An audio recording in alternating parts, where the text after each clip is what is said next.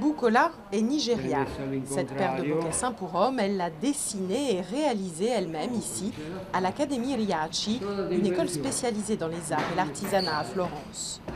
J'ai toujours voulu fabriquer des chaussures et je me suis dit, quel est le meilleur endroit au monde pour apprendre les techniques, sinon l'Italie.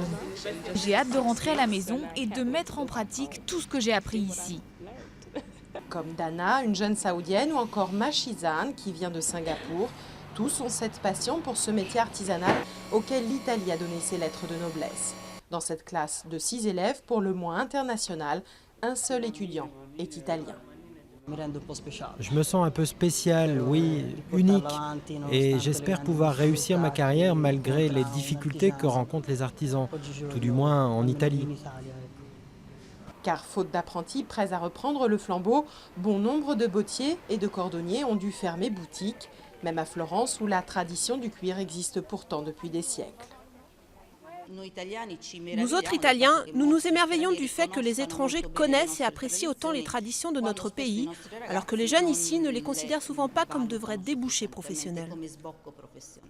Les cours coûtent entre 5 000 € pour 8 semaines et 13 000 € pour 2 ans.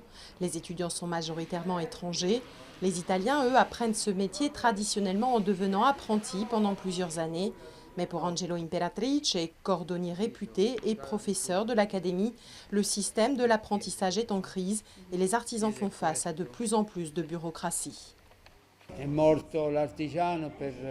L'artisanat est mort, principalement à cause de tous les tracas administratifs, faire des reçus, même pour de toutes petites réparations. Certains cordonniers que je connais ne savaient même pas lire et écrire, alors vous imaginez, quand il a fallu déclarer la TVA, faire des factures, alors ils ont dit non, non, non, je m'arrête tout de suite. Machizane, lui, est plein d'espoir. Ce documentariste TV espère lancer rapidement une petite production de chaussures sur mesure. Sa passion, les escarpins, et il place la barre très haut. Ma cible, ce sont les femmes actives, stylées, chic, élégantes.